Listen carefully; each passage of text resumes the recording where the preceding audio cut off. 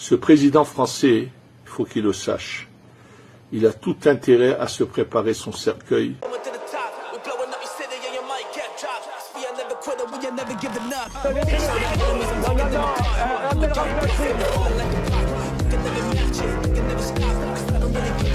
Vous fumez, monsieur? Le football, il a changé. Oui, peut-être. Ouais, c'est Laurent Delamousse, bienvenue aujourd'hui pour une nouvelle vidéo et j'espère que tout le monde va bien. Messieurs, dames, aujourd'hui, on va parler de sujets dont on aurait aimé ne jamais parler. Mais ne vous inquiétez pas, on va agrémenter tout ça avec des sujets divertissants. Avant de partir pour cette nouvelle vidéo, c'est le moment de soutenir la chaîne et moi-même en mettant votre plus gros pouce bleu, votre meilleur commentaire. On n'oublie pas de s'abonner et d'activer la cloche pour ne pas rater les prochaines vidéos. On fait de même sur la chaîne Mousse, la chaîne principale, où demain, je vous sors une vidéo qui m'a beaucoup été demandée. Une vidéo sur Olive Olive. On me rejoint sur Instagram, sur TikTok, sur Twitch pour ne pas rater les lives du dimanche soir à 21h30. On va chercher à boire, moi j'en se met à l'aise. Et moi je m'occupe du reste. Commençons par les violents incendies dans l'Aude. 17 000 hectares parcourus. 13 000 hectares partis en fumée, une dame de 65 ans décédée, 3 autres disparus, 13 blessés, 25 habitations détruites. C'est simple, c'est le plus grand feu depuis 1949. Un incendie meurtrier est en cours dans l'Aude.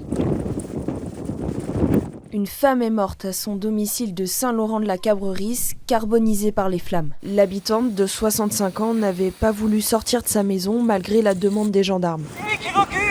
C'est ce qu'a précisé le maire de sa commune sur BFM TV. L'incendie a fait 2 autres blessés parmi les civils, dont un en urgence absolue. 7 sapeurs-pompiers ont également été blessés. Avec le vent, je pense que ça a fait un effet d'accélération. Et là c'est terrible ce qu'on voit parce que vraiment c'est parti très très loin en quelques heures, quoi. Le feu s'est propagé à une vitesse hors norme dans le massif des Corbières. Il a déjà parcouru 13 000 hectares à une allure moyenne de 5 km/h. Le vent et la sécheresse ont accéléré cette propagation. L'équivalent de la surface de Paris est déjà parti en fumée. C'est inquiétant parce que nous on est à proximité, le vent est dans un autre sens, mais quand même, voilà, on ne sait pas trop comment ça va se dérouler, quoi. Je me sens triste. Je trouve ça dramatique de voir autant d'incendies depuis le début de l'été. C'est terrible pour la faune, la flore, pour les gens qui perdent tout. 2500 foyers sont actuellement privés d'électricité, 25 habitations ont été brûlées, ainsi qu'une trentaine de véhicules. L'autoroute A9 a été fermée. Ce matin, 1800 pompiers continuent de lutter contre les flammes, appuyés par 4 Canadair, 2 Dash et un hélicoptère bombardier d'eau.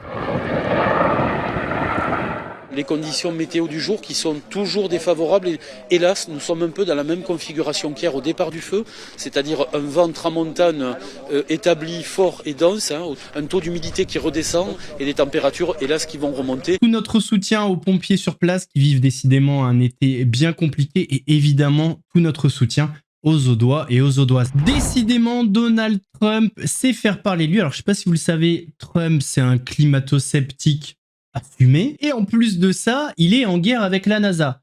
Ça donne quoi? Il veut détruire 2 satellites qui contiennent des données inestimables pour les chercheurs du monde entier. Donald Trump ordonne à la NASA de détruire 2 satellites importants. C'est le nouveau coup de force du président américain. Son souhait, désorbiter et détruire dans l'atmosphère le satellite indépendant OCO2 et mettre hors service son jumeau OCO3, fixé à la Station spatiale internationale. Ces 2 observatoires spatiaux de la NASA, spécialisés dans la surveillance planétaire du CO2, sont des appareils conçus pour anticiper le dérèglement climatique. Ils possèdent des données stockées d'une qualité exceptionnelle qui sont utilisées par les scientifiques du monde entier pour cartographier la répartition du dioxyde de carbone, analyser les effets sur la météo et les cultures agricoles ou encore anticiper des crises alimentaires. Des datas inestimables issues des 2 satellites qui coûtent 15 millions de dollars par an d'entretien. Une goutte d'eau dans le budget de 25,4 milliards de dollars de l'agence. Une nouvelle illustration du biais climato-sceptique du président américain et une nouvelle attaque contre la NASA après les effectifs supprimés et les missions annulées ces derniers mois. Le Congrès américain, lui, dénonce des coupes dévastatrices et catastrophiques qui affaibliraient la position des États-Unis comme leader de l'observation terrestre. Et justement, puisqu'on parle des États-Unis, de la Terre, de l'espace, j'ai un aveu à vous faire. Comme vous le savez, sur la chaîne Mousse, j'avais fait une vidéo pour expliquer pourquoi la Terre était bien ronde. Eh bien, je me suis trompé. La Terre est plate. La Terre est plate parce qu'une personne a passé le mur de glace, a regardé derrière, a tout filmé. Et c'est incroyable. Et c'est pour ça que je dois vous avouer mon erreur. Voilà le mur de glace. Faut qu'on le passe pour découvrir ce qu'il y a derrière. Putain, c'est immense. Les gars, on l'a fait, on l'a passé. Est-ce que le gouvernement nous cache quelque chose? Je ne sais pas, mais on va vite le découvrir. Les gars, on voit la Terre et des pyramides. Qu'est-ce que c'est que ce délire? On va se poser et aller explorer. Putain, le gouvernement nous a bien menti. Les platistes avaient raison, le mur de glace nous cachait bien quelque chose. Bon, ils sont en train de scanner la zone pour voir si c'est safe ou pas. Ensuite, on va rentrer dans les pyramides. C'est safe, on a pu rentrer. Là, on va essayer de cartographier la zone. Ces pyramides ressemblent vraiment à celles qu'il y a en Égypte. Il y a des tombeaux, c'est vraiment magnifique. J'arrive pas à croire qu'on est les premiers à venir ici. Je peux vous le dire, et je suis prêt à le jurer, ça c'est pas humain les gars. Je rigole évidemment, calmez-vous les fous du bus. C'est de l'intelligence artificielle. Ouais, quand on l'a pas naturellement, faut bien l'inventer. Sur les réseaux sociaux, un influenceur a créé la controverse, la polémique.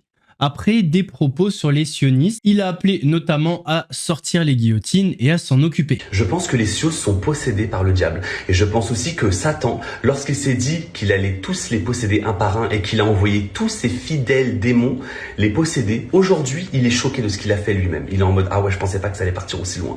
Parce qu'en fait, il s'est dit, tiens, je vais juste posséder quelques humains, ils vont faire quelques conneries, basta, et puis c'est tout. Non, en fait, il s'est pas rendu compte que ces gens étaient déjà sortis des tréfonds les plus profonds des antres des enfers. En fait, il savait pas qu'il était en train de lui-même posséder des gens déjà démoniaques de base, en fait. Ils sont pas humains, ils sont pas comme nous. Genre déjà, on voit très bien qu'ils ont un retard, ils ont un très gros train de retard. Ils sont complètement à l'ouest, ils sont complètement crazy. Et même quand on regarde leurs yeux à ces gens-là, on voit le vide dans leurs yeux. Je pense même que l'eau la plus bénite du monde, l'eau de Zemzem la plus profonde, ne marchera jamais face à ces gens-là. Parce que eux, ce qu'il leur faut, c'est des claques dans leur gueule, des droites, et possiblement la guillotine. La guillotine pour ces gens-là. Parce qu'à un moment donné, j'en peux plus. Je peux plus me les voir. Leur déni, le fait qu'ils pensent qu'ils soient le peuple élu de Dieu, le fait qu'ils se permettent de penser qu'ils peuvent faire ce qu'ils veulent sur cette terre, c'est pas possible. Le démon lui-même ne fait pas ce qu'il veut sur cette terre. Pourquoi on autoriserait ses fidèles à le faire? Il est temps qu'on sorte les guillotines, et aussi les haches, et les machettes, et qu'on s'en occupe une bonne fois pour toutes. Alors que le pouvoir d'achat est la principale préoccupation des Français, et que pour certaines familles, c'est très compliqué de boucler les fins de mois, voire de remplir le frigo, un couple de Français a montré la différence lorsqu'ils vont faire leurs courses en Espagne pour une famille de 5 personnes. Et vous allez voir, la différence de prix est énorme. Vous voyez ce geste en France? Il est devenu impossible. On sort d'un Alcampo en Espagne, le caddie, il est plein à craquer. Il y a plus de 10 kilos de viande de poulet, c'est ça, hein? Des œufs à la toque, il y a un caddie plein pour une famille de 5. Et ça, tu le fais en France, mais tu pleures. Là, donc, on vient de faire l'analyse du ticket de caisse avec ChatGPT, mais vous n'êtes pas prêts. Regardez un peu la taille, j'exagère pas. Déjà, il galère à pousser. Regardez le bordel, il y en a partout. Donc déjà, ça en France, tu le fais plus parce que tu as peur de remplir ton caddie. Tu as un demi-caddie, tu en as pour 150-200 balles, donc tu pleures. Donc là, le prix, je vous répète, hein, il y a plus de 10 kilos de blanc de poulet. Et du blanc de poulet pas dégueulasse en plus. Donc on n'exagère pas, hein. Le coffre il est plein. Du coup on a fait analyser le ticket de caisse par ChatGPT. Donc nous on pensait qu'on allait payer 500 balles. On s'est dit tant pis on fait les courses pour un moment. On a payé 320 balles les gars. Et ce caddie en France, il aurait coûté combien? 500. Entre 490 et 520 euros. Donc il y a moins 30, moins 40%. Sachant qu'on est 5 et 5 quasi oui, voilà. adultes. Donc du coup, pour ceux qui habitent près de la frontière, comme nous, ben, n'hésitez pas. Hein. Il faut garder des sous pour se faire plaisir. 30 à 40% moins cher, voire 50 selon les enseignes. Hein. Donc les gars, vous savez ce qu'il vous reste à faire. Faites les courses en Espagne. Bah honnêtement, j'y penserai, mais j'ai un problème à chaque fois que je vais en Espagne, je tombe en panne à la Jonquera. C'est un truc de fou, j'ai pas de chance. À chaque fois que j'y suis allé, problème technique devant le Paradise. Impossible de repartir. Et en parlant d'Espagne et de Jonquera, il y a une chef d'entreprise espagnole qui a autorisé une nouvelle pratique dans sa boîte. Une chef d'entreprise espagnole autorise ses salariés à se masturber 30 minutes par jour au bureau. On vous en dit plus. C'est une initiative qui fait parler dans le monde entier et qui divise. Erika Lust, chef d'entreprise à Barcelone, a décidé d'instaurer un droit à la pause masturbation au sein de sa société. 30 minutes accordées à chaque employé en pleine journée de travail pour aller se soulager dans une salle prévue à cet effet. L'idée lui serait venue après le confinement alors qu'elle constatait une baisse d'énergie et une montée du stress chez ses collaborateurs. Résultat, une station de masturbation a été aménagée dans les locaux avec l'ambition affichée de favoriser la détente, la productivité et même la santé mentale. La masturbation aide à réduire l'anxiété, à mieux dormir et à se reconnecter à soi-même, explique Erika qui dirige une entreprise de divertissement pour adultes. Et elle assume totalement. Pour elle, le bien-être sexuel doit avoir sa place au bureau, au même titre que les fruits gratuits et les séances de yoga. Mais cette politique ne fait pas l'unanimité. Certains y voient une vraie avancée en matière de bien-être au travail, d'autres une dérive marketing bien calculée. Car derrière le discours bienveillant se cache aussi une image de marque parfaitement rodée. Erika Lust est connue pour son combat pour un porno dit éthique et cette initiative alimente habilement son storytelling. Alors vraie révolution RH ou simple buzz bien huilé? Ce qui est sûr, c'est que les mouchoirs au bureau n'ont plus la même fonction. 30 minutes par jour pour se faire plaisir? Je vais faire quoi les 29 minutes restantes, moi? Parlons maintenant d'un sujet un petit peu sensible. Le 17 mai 2025, le rappeur Werenoi est malheureusement décédé. Depuis, il y a pas mal d'affaires autour de l'héritage. Et à ce sujet-là, le producteur du rappeur a été mis en garde à vue. Le label de Werenoi vient de communiquer sur l'héritage de ses enfants, je t'explique tout. Il y a quelques jours, des rumeurs de guerre dans l'entourage de Werenoi au sujet de son héritage ont circulé dans la presse. Une femme qui prétend être son ex-compagne détiendrait une somme d'1 million d'euros qu'il lui aurait volée. Babs, le producteur de l'artiste, aurait donc cherché par tous les moyens à récupérer cette somme afin de les rendre à sa famille. Il vient de s'exprimer. Le label PLR Music informe le public et ses partenaires que M. Baberi Sako, producteur de l'artiste Werenoi, a été placé en garde à vue le 30 juillet 2025 dans le cadre d'une enquête initialement ouverte pour des faits juridiquement qualifiés de tentative d'extorsion avec ITT de moins de 8 jours, vol avec violence en réunion avec ITT de moins de 8 jours, menace de crime ou de délit avec ordre de remplir une condition, et refus de remettre aux autorités judiciaires ou de mettre en œuvre la convention secrète de déchiffrement d'un moyen de cryptologie. À l'issue de la garde à vue, les autorités judiciaires ont considérablement atténué les qualifications retenues, ne retenant que 2 infractions. Violence volontaire ayant entraîné une ITT de moins de 8 jours, et provocation à l'atteinte à l'intégrité physique. Cette requalification témoigne de la faiblesse des accusations initiales, désormais écartées au profit d'infractions de moindre gravité.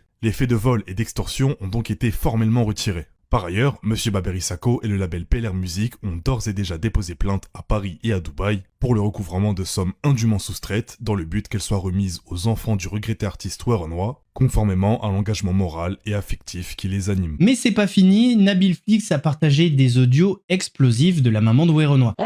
3h30 du matin, je suis à l'hôpital. Tu m'entends pas? C'est moi, j'ai débranché mon fils. La tête de ma mère. C'est moi, j'ai débranché mon fils. Quand les docteurs sont venus, ils m'ont demandé, ils nous ont pris dans la salle, t'étais pas là. Bonsoir. Ouais, c'est moi, Madame Banawana, la maman de Werenoi, Jérémy Banawana. Si toi, ta maman, elle perd un enfant, là, sur la vie de ma mère, est-ce que 30 jours après, 20 jours après, là, elle sera debout pour parler d'argent de son enfant? Elle sera en deuil abattu. Et c'est ce que vous avez cru, les gens.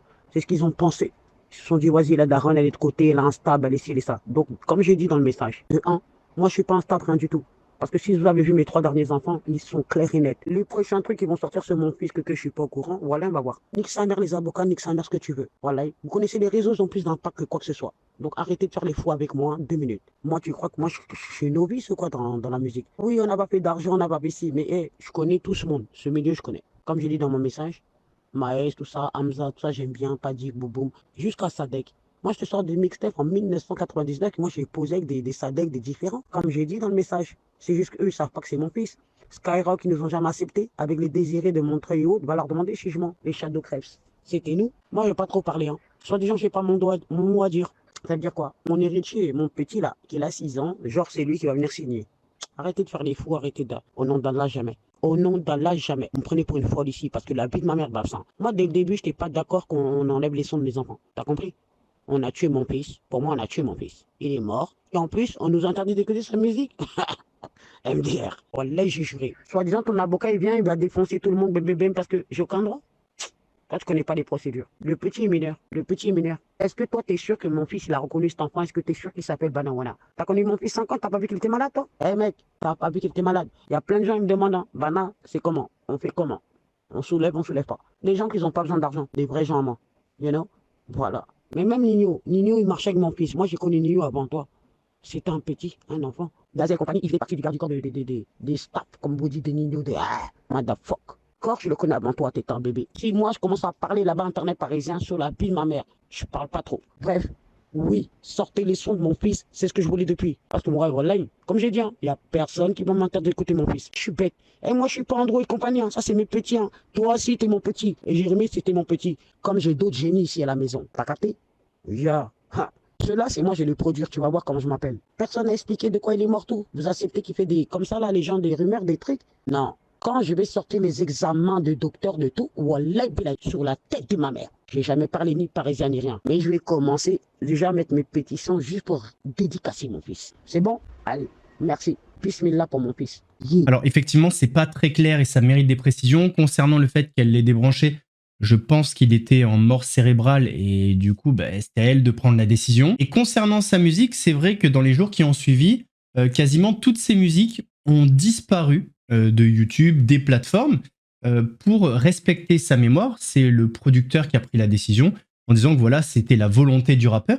Mais très rapidement, on avait eu le son de cloche de sa maman qui disait « Moi, j'ai encore envie de l'entendre ». Donc voilà, il y a une petite guéguerre autour de ça et je pense qu'on en apprendra un petit peu plus par la suite. Plus le temps passe, plus on nous demande des efforts, ça vient enlever des jours fériés, les cotisations vont augmenter, l'électricité, le gaz, on aura le droit à moins de chômage, que ce soit en termes de montant, de durée, enfin plein de trucs. Mais alors pour les députés, c'est tranquille. C'est guinguette. Épluchant ces factures, on tombe sur des choses assez étonnantes. On voit par exemple que l'Assemblée nationale, l'argent public, a servi à payer la pension de ces deux chiens qui s'appellent Smoothie et Chouchou. Donc on a 17 jours de garde qui font 459 € réglés par chèque. Le mois suivant, donc on a 10 jours de frais de garde à 270 €, etc., etc. Les sommes sont conséquentes. Évidemment, faire garder ces chiens ne fait pas du tout partie de ce qui est autorisé avec ces frais de mandat. La pension de Smoothie et Chouchou coûtait énormément d'argent, mais pas à Christine Engrand, aux contribuables français.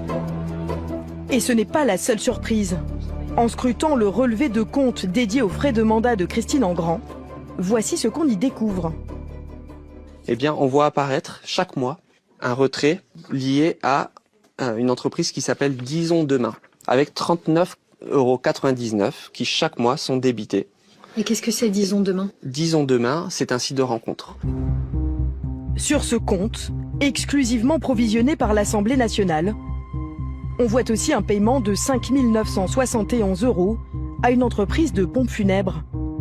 Christine Engrand a payé les obsèques de sa mère avec ses frais de mandat. On a un rabbin qui a complètement pété un câble.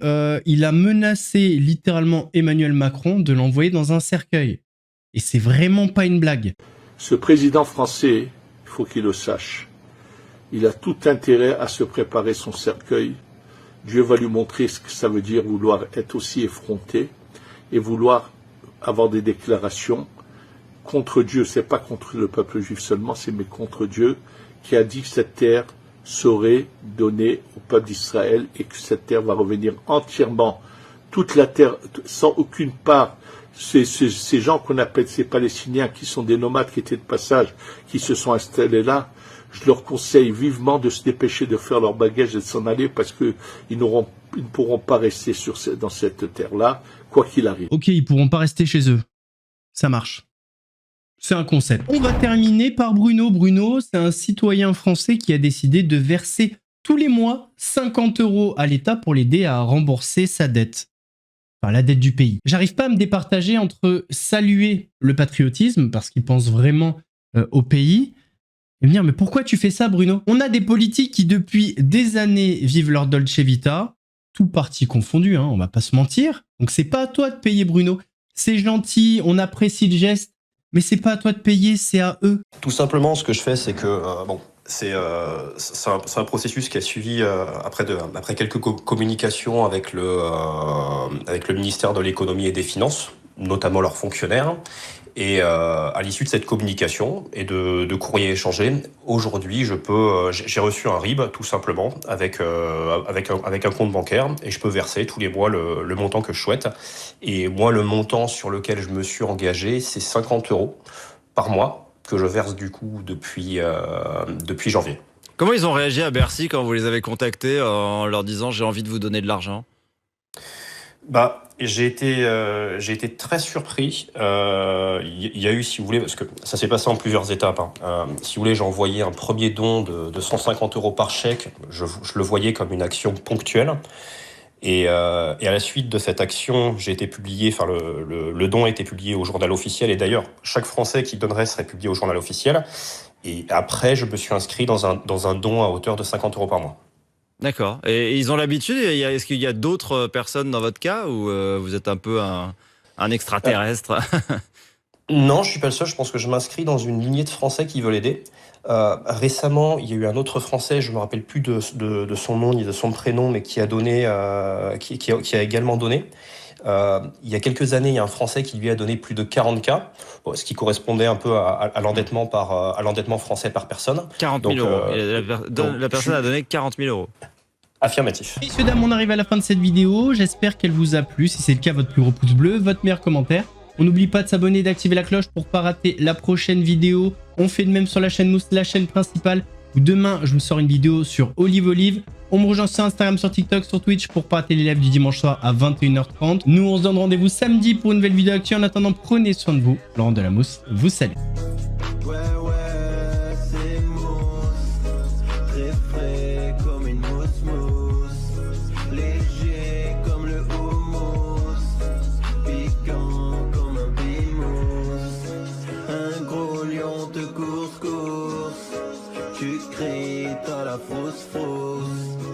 J'arrive à la rescousse. Regarde, ouais, c'est moi.